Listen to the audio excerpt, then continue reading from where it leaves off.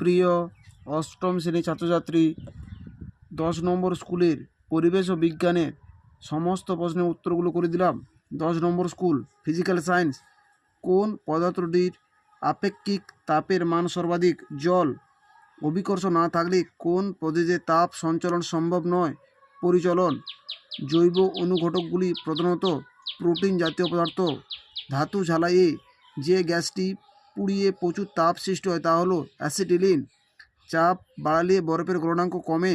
সূর্য থেকে পৃথিবীতে তাপ আসে যে পদ্ধতি তা হলো বিকিরণ।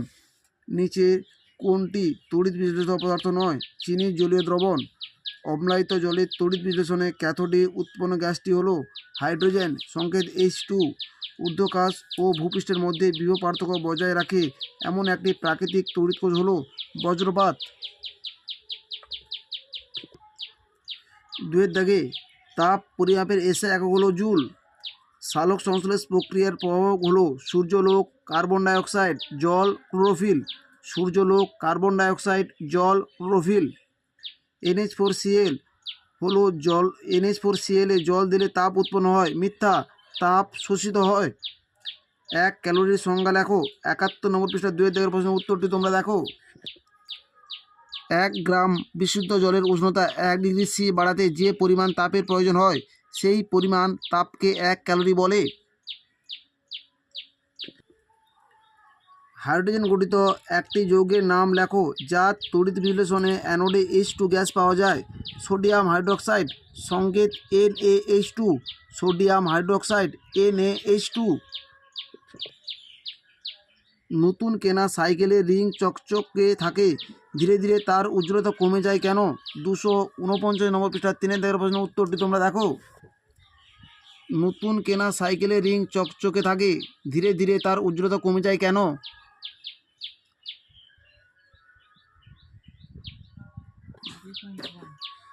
লোহার উপর নিকেল এর প্রলেপ দেওয়ার জন্য ক্যাথোডে এবং অ্যানোডে হিসেবে কোন কোন ধাতু ব্যবহার করবে? লোহা ক্যাথোডে ব্যবহার করা হয়, নিকেল অ্যানোডে ব্যবহার করা হয়। তরলের উপরে চাপ কমালে তরলের স্ফুটনাঙ্ক কি বেড়ে যাবে? না, তরলের স্ফুটনাঙ্ক কমে যাবে। 3 দাগে 3-1 প্রশ্নের উত্তরটি 94 নম্বর পৃষ্ঠা 1 দাগের প্রশ্নের উত্তরটি তোমরা দেখো। 1 দাগের প্রশ্নের উত্তরটি তোমাদের লিখতে হবে।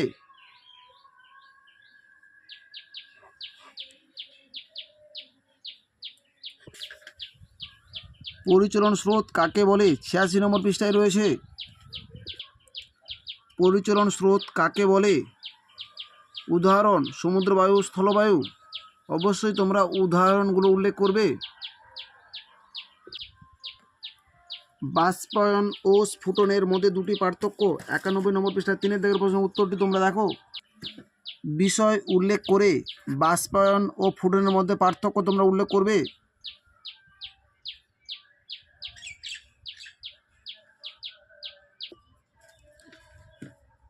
অতবার প্রশ্নের গণিতটি খাতায় করে দিলাম, তোমরা দেখো। খাতায় করে দিলাম, গণিতটা তোমরা দেখে নাও।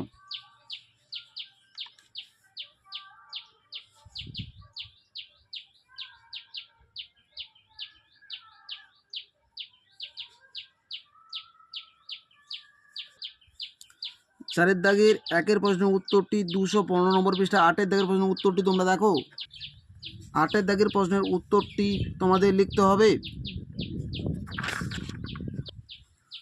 8 দাগের প্রশ্নের 2 দাগে এবং 4 দাগের এই দুটি পয়েন্ট তোমাদের লিখতে হবে।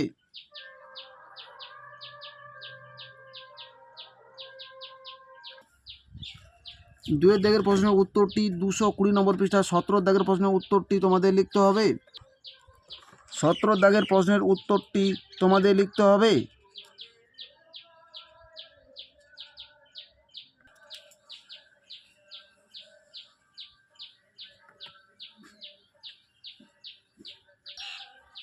পানীয় জল ও সমুদ্র জলের মধ্যে কোনটি অধিক তড়িৎ পরিবাহী যুক্তি সহ ব্যাখ্যা করো। 244 নম্বর পৃষ্ঠা 6 দাগের প্রশ্নের উত্তরটি তোমরা দেখো। 6 দাগের প্রশ্নের উত্তরটি তোমাদের লিখতে হবে। তোমরা অবশ্যই পাঠ্যপুস্তক বইটি খুব ভালো করে পড়বে।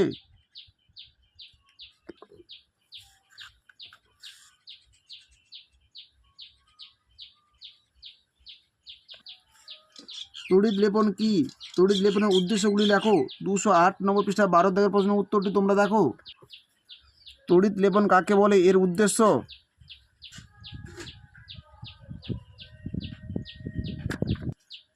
তড়িৎ লেপনের উদ্দেশ্য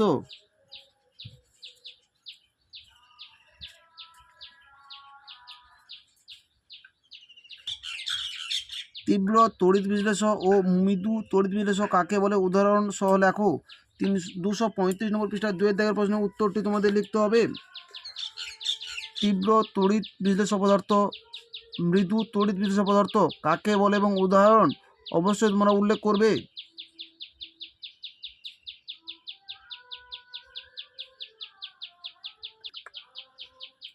অথবা প্রশ্নের উত্তরটি 242 নম্বর পৃষ্ঠা 26 দাগের প্রশ্নের উত্তরটি তোমরা দেখো।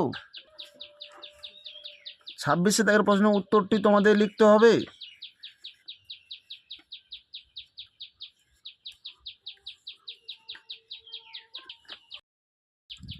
গ্যালভানাইজেশন কাকে বলে, 247 নম্বর পৃষ্ঠায় 5 দাগের প্রশ্নের উত্তরটি তোমরা দেখো। গ্যালভানাইজেশন কাকে বলে, 5 দাগের প্রশ্নের উত্তরটি তোমাদের লিখতে হবে।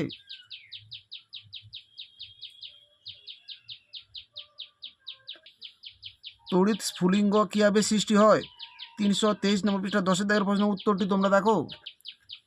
তড়িৎ স্ফুলিঙ্গ কি, এই প্রশ্নের উত্তরটি তোমাদের লিখতে হবে।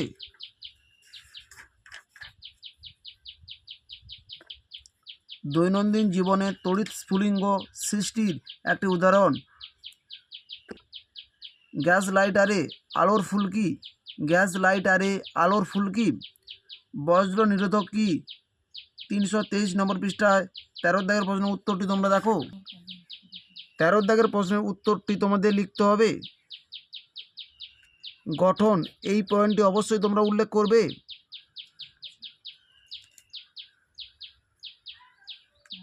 কার্যনীতি, এই পয়েন্টটিও তোমাদের উল্লেখ করতে হবে। লাইফ সায়েন্স, চাষের জমির একটি সাধারণ আগাছা হলো কচুরিপানা। যক্ষ্মা রোগটি হলো বায়ুবাহিত। সিয়ন ও স্টকের মাধ্যমে কলম সৃষ্টি করা হয় জোড় কলমে। 2 দাগে, ইঁদুর দ্বারা মানুষের দেহে কোন রোগ সংক্রমিত হয়, প্লেগ রোগটি সংক্রমিত হয়। এডসের প্রোনাম, acquired immuno deficiency syndrome. Acquired immuno deficiency syndrome. শস্য আবর্তনে দুটি চাষের মাঝে একবার সিম্বগোত্র উদ্ভিদ চাষ করা হয়। মেজর কাপ ইস টু কাতলা, two minor cup is to পুটি বা বাটা তোমরা উল্লেখ করতে পারো। 3 দাগে, SARS এর সম্পূর্ণ নাম severe acute respiratory syndrome. Severe acute respiratory syndrome. এই রোগের উপসর্গগুলি হলো 340 নম্বর পৃষ্ঠার 8 দাগের লক্ষণটি তোমরা দেখো। SARS লক্ষণগুলি হলো জ্বর, সর্দি, কাশি, শ্বাসকষ্ট, ফুসফুসে সংক্রমণ, গলা ব্যথা, স্বাদ ও গন্ধ না পাওয়া।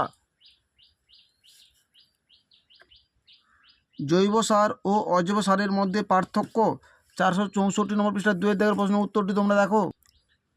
বিষয় উল্লেখ করে তোমরা পার্থক্যগুলো উল্লেখ করবে।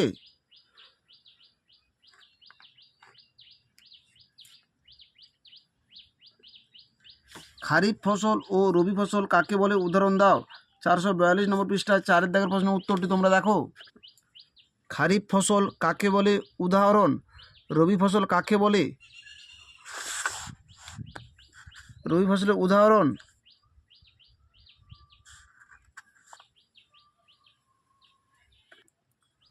অর্থনৈতিক উপযোগিতার ভিত্তিতে মুরগির 3টি জাতের উদাহরণ সহ বর্ণনা দাও।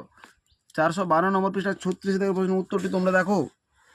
মুরগির অর্থনৈতিক উপযোগিতার ভিত্তিতে ডিম উৎপাদনকারী প্রজাতি, মাংস উৎপাদনকারী প্রজাতি, উভগুণ সম্পূর্ণ প্রজাতি, এই 3টি প্রজাতির সম্পর্কে তোমাদের লিখতে হবে। এই 3টি প্রজাতি রয়েছে 472 নম্বর 474 নম্বর পৃষ্ঠার 82 দাগে, 84 দাগে এবং 85 দাগের প্রশ্নের উত্তরটি তোমাদের লিখতে হবে। 82 দাগে, উভগুণ সম্পূর্ণ মুরগি কাকে বলে এবং উদাহরণ।